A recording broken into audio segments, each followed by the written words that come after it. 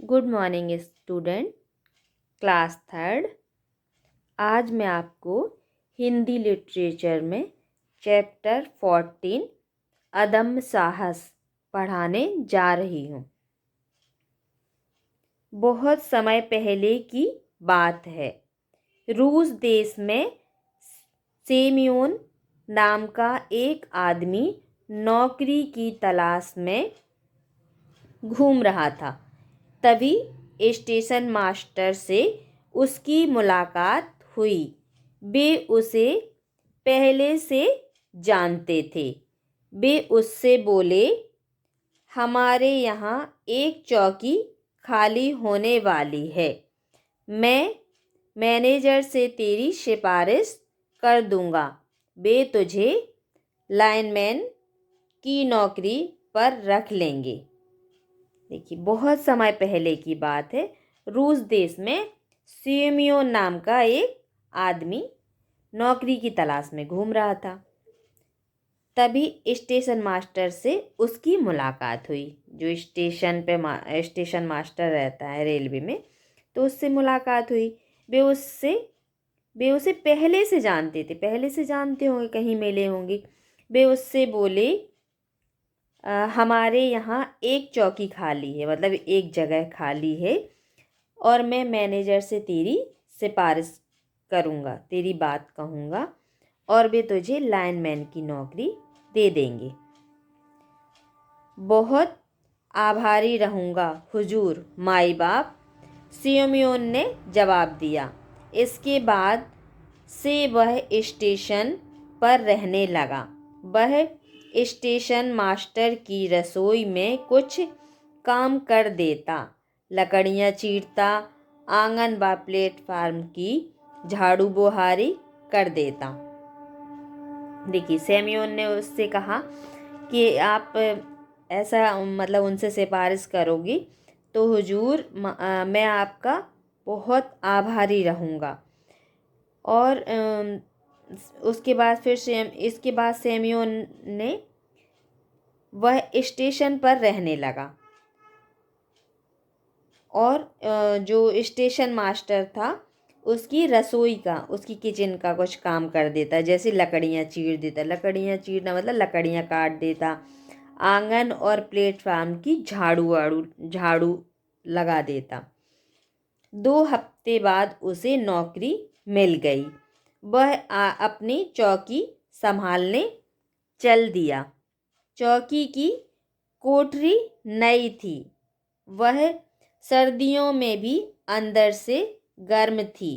सेमियोन ने लाइन के पास सब्जी लगाने के लिए कुछ क्यारियां बनाई। वह खुश था कि खाली समय में वह बागवानी कर सकेगा। देखो, 2 हफ्ते बाद उसे नौकरी मिल गई और वह अपनी चौकी संभालने लगा। और नई कोठरी थी, वहाँ जो चौकी थी उसकी नई कोठरी थी।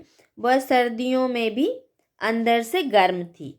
और सेमियोन ने लाइन के पास सब्जी उगाने का काम करने लगा, मतलब कुछ क्यारियाँ बनाई और वो बागवानी करने लगा वहाँ पर। वह खुश था कि खाली समय में वह बागवानी कर सकेगा।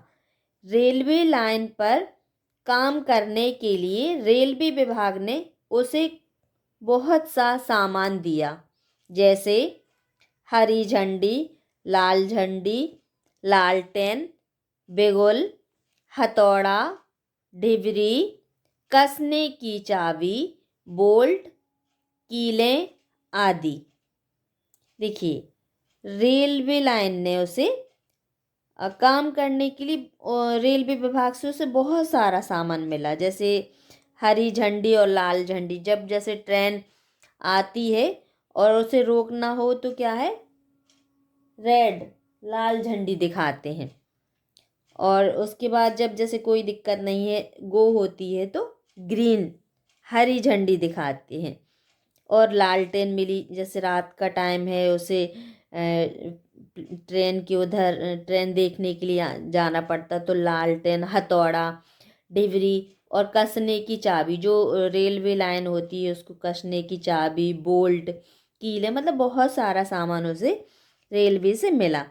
इसके अलावा उसे कुछ नियम की एक किताब मिली थी और एक टाइम टेबल की, जिसे वह मुश्किल से अक्षर जोड़ जोड़ कर पढ़ पाता था। मतलब उसे रेलवे से एक किताब मिली, नियम की किताब, और एक टाइम टेबल की किताब मिली, जिसे वह मुश्किल से अक्षर जोड़ जोड़ के पढ़ पाता था।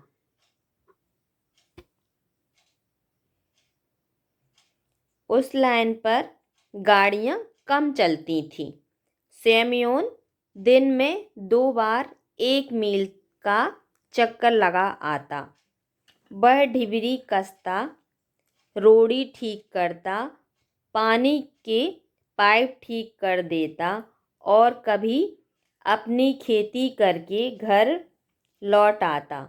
उसे खेती के काम करने में अड़चन होती थी, क्योंकि इसके लिए उसे पहले फोरमैन से इजाज़त लेनी पड़ती थी। जब तक इजाज़त मिलती तब तक खेती करने का समय समाप्त हो जाता था। देखो उस लाइन पर क्या है, गाड़ियाँ कम चलती थी। सेमियोन दिन में 2 मील का चक्कर लगाकर आता था। वह ढिबरी कसता, रोड़ी ठीक करता, पानी के पाइप भरता और कभी कभी खेती करने में उसे अड़चन होती थी, क्योंकि उसके पास टाइम नहीं था, उसे टाइम नहीं मिलता। और जब उसे खेती करनी होती थी जैसे, तो उसे फोरमैन से क्या है, परमिशन लेनी पड़ती थी, इजाज़त लेनी पड़ती थी। और जब उसे इजाज़त मिलती थी जब तक, तब तक क्या है, खेती करने का काम, मतलब टाइम समाप्त हो जाता था। इस तरह कई महीने बीत गए। आसपास के दूसरे लाइनमैनों से सेमियोन का परिचय हो गया। उनमें से एक का नाम वसीली था। वह बहुत गुस्सैल किस्म का इंसान था।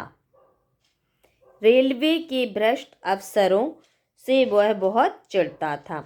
सरकारी तौर पर लाइनमैन का वेतन 15 रूबल प्रति माह था, लेकिन भ्रष्ट अधिकारी उसमें से भी 2 रूबल काट लेते थे।